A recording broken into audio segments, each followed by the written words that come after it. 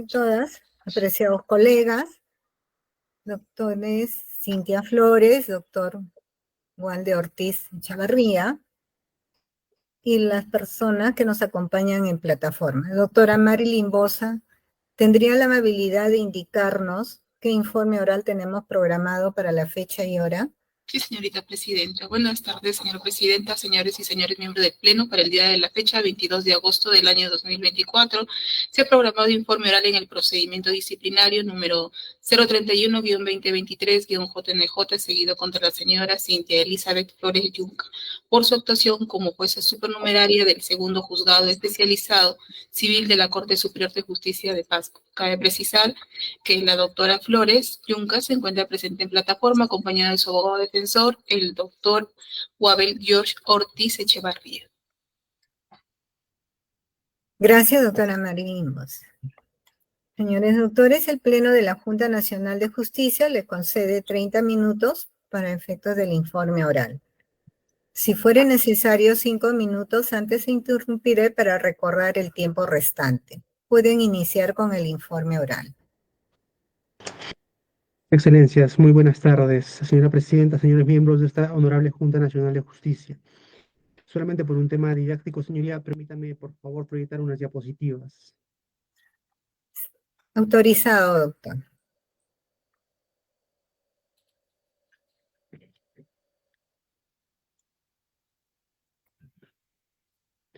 Señoría, sé que ha sido un día largo, han tenido mucho trabajo, así que voy a ser muy preciso y muy concreto en la información que les voy a dar. Solamente por un tema de orden, mi exposición va a contar de 5 partes: los antecedentes, los hechos objeto de investigación, la imputación, la resolución del miembro instructor, que va a ir de manera paralela junto con la posición de esta defensa. Las tres primeras partes van a ser muy concretas y solamente voy a fijarme un poco más en la parte número 4 y número 5.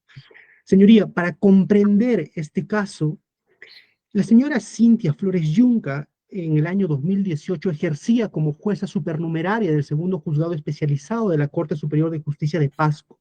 En esa condición conoció un expediente que es materia de este proceso, el 234-2018, donde el demandante era un señor, una persona natural que se apellidaba Ubaldo Polinar, y el demandado era el Estado, la Contraloría General de la República. La materia es contencioso administrativa y la pretensión del demandante era nulidad de acto administrativo.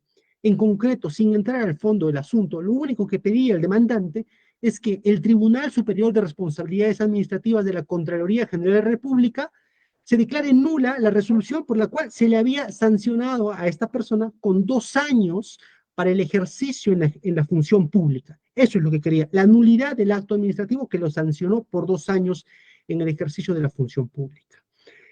Los hechos objeto de investigación, esto nace en el órgano de control del Poder Judicial y luego remitido a esta honorable Junta Nacional de Justicia, son 5. Son 5 hechos por los cuales se investiga y el órgano de control solicita a la Junta la destitución de la jueza supernumeraria Flores Yunca. El primero es irregularidad funcional en la tramitación del expediente al haberse admitido la demanda, dice, de manera irregular. El segundo, haberse dictado una medida cautelar de no innovar. La tercera, no haberse pronunciado respecto de lo resuelto por un juzgado contencioso administrativo de Lima, no haberse, por tanto, inhibido y remitido el expediente a Lima. Cuarto lugar, no pronunciarse sobre la oposición de la medida cautelar formulada por la parte demandada. Y en quinto lugar, haber favorecido presuntamente a la parte demandante, en este caso a la persona natural antes señalada. Señoría, en base a estos argumentos, esta honorable Junta Nacional de Justicia, a través del ponente, señaló que en este caso nos encontrábamos ante faltas graves y muy graves. Respecto del primer hecho, por irregularidades en la tramitación del expediente y haber dictado una medida cautelar, se consideraba que acá podía haber una falta muy grave. Respecto del hecho número 3 y número 4, no haberse pronunciado respecto de lo que solicitó el juzgado de Lima y no haberse pronunciado respecto de la oposición de la medida cautelar, consideraba que acá había una falta grave. Y finalmente, por respecto del favorecimiento y parcialización a favor de la parte demandante, habría una falta grave por haber generado una relación extraprocesal presuntamente. El honorable miembro instructor de la ASA, en su informe, después de analizar todo lo que se llevó a cabo en esta investigación, concluyó lo siguiente, respecto del hecho número 1, que es el A, que se había dividido en dos, consideró, respecto de no haber motivado la resolución, si había cometido falta grave o muy grave, y respecto de haber actuado, pese a que no debía hacerlo, dijo que no había falta muy grave. Respecto a haber dictado una medida cautelar de no innovar, señaló que no se había cometido una falta muy grave. Respecto de no pronunciarse por lo resuelto por el juzgado de Lima, dijo que sí había una falta grave. Y respecto de no pronunciarse sobre la oposición de la medida cautelar, sí había falta grave. Y finalmente, respecto de haber supuestamente favorecido a una persona natural, señala que no cometió falta muy grave. Esto es la parte más importante para mí porque es el razonamiento que utiliza el miembro instructor para señalar por qué en estos casos habría o no habría falta muy grave. Respecto de lo primero, señoría, como había indicado antes, acá se alegaba irregularidades en la tramitación del expediente, de este expediente. En primer lugar, permítame empezar por el inicio, valga la redundancia, que dice que la señora Flores Yunca había actuado en el proceso sabiendo que estaba impedida para hacerlo. Esto estaba tipificado en el 48, numeral 3 de la Ley de la Carrera Judicial y está contemplado así en el informe, en el numeral 34, página número 10. El informe no tiene páginas, pero yo las he numerado y corresponde a la página número 10. Y el análisis que hace el doctor de la ASA es interesante. Lo que él dice es que en este caso no se puede acreditar que la señora haya actuado sabiendo que estaba impedido y por tanto no corresponde la imposición de una falta muy grave. ¿Por qué? Lo que explica el doctor de la ASA es lo que nosotros también habíamos argumentado, y es que la ley de proceso contencioso administrativo en el artículo número 10 establece dos maneras de comprender cuándo hay o no hay competencia territorial. La primera es en el lugar donde se produjo, perdón, la primera es en el lugar donde domicilia la parte demandante, en este caso era la Contraloría, domiciliada en Lima, pero la segunda era el lugar donde se produjo la actuación material de la demandada o el silencio administrativo. En este caso, el propio ponente señala que en este caso hay diferentes criterios interpretativos disímiles en su aplicación, donde en algunos casos se argumenta de que sí se puede y en otros señala que no se puede, que puede haber competencia territorial en estos casos y en otros casos señala que no. Señala, cita plenos jurisdiccionales con posiciones disímiles. Siendo ello así, habiendo una posibilidad de argumentar que ella sí podía conocer este caso, el ponente señala que en este caso no se configura la falta que alegó el órgano de control. Y por supuesto nosotros estamos de acuerdo con esta posición. Respecto de lo segundo, y aquí es donde él señala que sí habría falta muy grave, es que no se habría motivado la resolución para argumentar por qué ella era competente, la jueza era competente. Y el miembro instructor transcribe la parte de la resolución donde se admite o se motiva la competencia. Y por supuesto, el miembro instructor tiene razón. La motivación es escueta. De repente podría ser hasta genérica. Sin embargo, pese a ello, sí se comprende por qué la jueza consideraba que era competente para conocer este caso. Expresamente dice, este órgano jurisdiccional resulta competente para conocer del presente proceso de acuerdo a la naturaleza de la pretensión, no existiendo juzgado especializado contencioso administrativo en el distrito judicial. ¿Cuál es la naturaleza de la pretensión? Lo había dicho antes. En este caso, el demandante era una persona a la cual se le había sancionado para no poder trabajar por 2 años en el Estado, para no poder trabajar a nivel nacional en 2 años. Entonces, esta persona podía presentar la demanda en vasco. Así lo entendió la jueza. Por eso es que admite la demanda en los términos que estoy señalando. ¿Es escueta? Sí. ¿Puede considerarse genérica? Sí. ¿Podría decir incluso que es hasta insuficiente? Puede ser. Sin embargo, lo señala, lo dice. Y el argumento anterior de que hay posiciones disímiles respecto de que sí se puede hacer esto, personalmente considero que hay un defecto en este caso del doctor de la ASA al considerar que acá también acá sí se configuraría una falta muy grave. A consideración de esa defensa, no se configuraría una falta muy grave. Acá hay una motivación genérica de repente no dice todo lo que tendría que decir, pero se comprende por qué la jueza había admitido en esa oportunidad la demanda.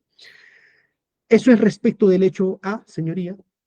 Respecto del hecho B, la imputación era concreta: haber dictado una medida cautelar de no innovar sabiendo que no tenía competencia territorial. Y esto tiene que ver justamente con lo anterior, porque el miembro instructor dice expresamente, nuevamente, en este caso, la ley de procedimiento contencioso administrativo te puede permitir pensar que sí eres competente. Existen criterios interpretativos disímiles. Por tanto, no es que hayas dictado una medida cautelar ilegal. Por tanto, dice expresamente, no es posible determinar que la investigada haya actuado dictando la citada medida cautelar a sabiendas de estar impedida para hacerlo. Había argumentos para considerar que sí podía dictar la medida cautelar. Lo dice expresamente el miembro instructor en la página 13, fundamento 47 o numeral 47. Por supuesto, también estamos de acuerdo con la posición del miembro instructor. Respecto del hecho número 3, que es el C, dice no pronunciarse sobre lo resuelto por el 16º Juzgado Contencioso Administrativo de Lima. Y acá sí, respetuosamente disentimos del informe. ¿Por qué? Porque la argumentación del autor de la ACEL es la siguiente: el procurador interpone contienda de competencia, porque acá había un juzgado de Lima que conocía el caso y también el juzgado de Pasco que conocía el caso. Y dice, el juzgado de Lima admite la contienda de competencia y emite una resolución en octubre del 2018. Y luego le ordena al juzgado de Pasco que se inhiba del conocimiento y remite el expediente a Lima. ¿Qué hace la jueza de Pasco? Recibe la comunicación, recibe el oficio de Lima y emite una resolución señalando póngase a despacho para resolver. Lamentablemente, un mes después, la cesan de su cargo y no puede resolver el fondo del asunto. ¿Qué dice el miembro instructor? Acá hay una falta de diligencia para atender su juzgado. Dice expresamente ello. 2, dice, omitió su deber de vigilancia en el cumplimiento de la debida celeridad. 3, hubo negligencia que determinó que continuara tramitando el proceso y la medida cautelar pese a que él se le había ordenado inhibirse. En conclusión, dice el miembro instructor, se generó grave perjuicio al desarrollo del proceso y retraso injustificadamente para la realización de actos procesales. Acá yo disiento de esta ponencia. ¿Por qué? Señoría, cuando hay contienda de competencia entre dos juzgados de la misma jerarquía, que corresponde que lo dirima el juez superior. Lo dice expresamente el artículo 40 del Código Procesal Civil, que se aplica supletoriamente a este tipo de procesos. Y claro, si es que el juzgado de Lima le ordena inhíbete y remíteme, y la otra jueza, la jueza investigada en este caso, podía considerar que ella también era competente, tenía que elevarlo. ¿Cuál es el defecto? Que no lo hizo oportunamente. Eso dice en definitiva el miembro instructor. Como no lo hizo en un mes y 15 días, hay acá falta grave. Eso es lo que dice en definitiva. Este hecho número C está concatenado directamente con el hecho número D. Por eso es que me voy a referir a continuación del hecho número D. En el hecho D dice que la investigada no se pronunció sobre la oposición de la medida cautelar formulada por la parte demandada, en este caso que era la Procuraduría de la Contraloría. Yo solamente quiero hacer una línea temporal que está expresamente señalada en la ponencia y dice que el 28 de octubre el procurador formula oposición a la medida cautelar. Esto se provee el 30 de octubre. Y la jueza lo que le pide a la Procuraduría es, preséntame estos documentos, esta oposición en original. ¿Cuál es el problema? Que la Procuraduría lo presenta casi un mes después, el 26 de noviembre del 2018. Inmediatamente la jueza provee la subsanación el 28 de noviembre y le corre traslado a la parte demandante. ¿Qué dice en su ponencia el miembro instructor? Que la investigada no emitió pronunciamiento oportuno, sino que se ordenó que se corra traslado nuevamente, evidenciándose su falta de diligencia. ¿Cuál es el problema con esto, señoría? Que justamente este hecho número D tiene que ver con el C, porque acá se estaba señalando que se remite en el expediente y en el otro se le exige que se pronuncie respecto de la oposición de la medida cautelar. Las fechas coinciden plenamente. Entonces, si se le va a sancionar a la señora Flores Yunca por no haberse pronunciado, ya sea en oposición o ya sea remitiendo el expediente e inhibiéndose, lamentablemente se tendría que sancionar a todos los jueces. ¿Por qué? Porque demorarse un mes y medio, no podría constituir una falta grave. Y me remito a lo siguiente, para poner un ejemplo nada más. En este caso, donde la señora Flores Yunca, la jefatura de Suprema, solicitó la destitución, la propia jefatura suprema, 1 año y 3 meses hasta la fecha, no ha resuelto una apelación que haya interpuesto, porque a ella, el 13 de marzo del 2023, le imponen medida cautelar de suspensión para todo cargo en el ejercicio en el Poder Judicial. El 13 de marzo del 2023, ella apela. Ha pasado 1 año y 5 meses y hasta ahora el órgano de control no ha resuelto su apelación. Entonces, se pretende destituirla por no haber resuelto una oposición o una contienda de competencia en 1 mes y medio, cuando el propio órgano de control, 1 año y 5 meses después, no ha resuelto su apelación que la suspende para todo cargo en el Poder Judicial. ¿Cómo se comprende eso? Acá hay un problema de igualdad ante la ley, porque si se va a suspender por esto a la señora Flores Yunca, también tendrá que suspenderse al que resulte responsable en el órgano de control. Y de esto sabe perfectamente el miembro instructor, porque nosotros le pusimos en conocimiento este hecho y él emitió una resolución el 30 de mayo de 2024 que obra en esta ponencia, donde da cuenta de lo que yo les estoy comentando, que el 13 de marzo de 2023 se le sanciona, se le suspende y hasta ahora, hasta el día de hoy, no se ha resuelto su apelación. Lo dice expresamente la resolución en el numeral número 5 que da cuenta de estos hechos que yo estoy comentando. Entonces, simplemente igualdad ante la ley. Si a la señora Flores Yunca se le va a sancionar por no haber resuelto una oposición o no haber remitido el expediente o inhibirse en 1 mes y medio, también se tendrá que sancionar cuando quejemos al que resulte responsable del órgano de control. Finalmente, el último hecho es el hecho número 5 y tiene que ver con un presunto favorecimiento y parcialización con la parte demandante. Y este hecho es descartado de plano por el miembro instructor, con el ponente en este caso. ¿Por qué? Porque dice, el indicio principal era un ruleteo presuntamente que se había hecho, pero la propia oficina de la informática de la Corte de Pasco señaló que no se puede verificar el ruleteo. Y además, incluso al propio servidor que presuntamente realizó directamente el ruleteo, se le absolvió. En conclusión, dice el ponente, que no hay medio probatorio alguno que constituya un indicio de relaciones extraprocesales.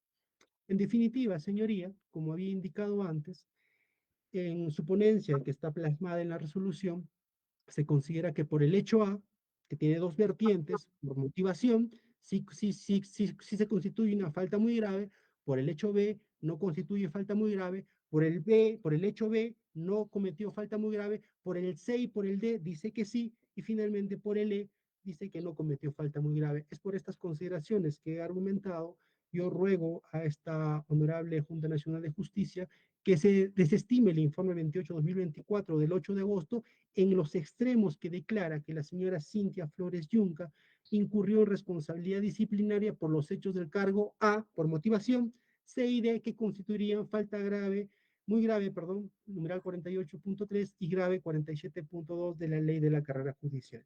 Esto, señoría, muchas gracias.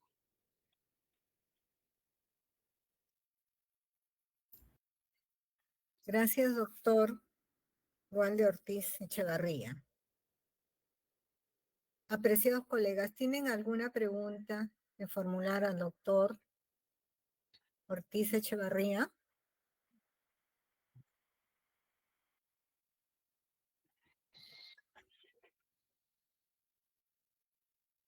¿Doctor Aldo? No. Prendido. Ya. Gracias. No habiendo preguntas, entonces se da por concluida el informe oral en el procedimiento disciplinario 31-2023, Junta Nacional de Justicia, el mismo que queda al voto. Gracias nuevamente. Buenas tardes. Permiso. Buenas tardes.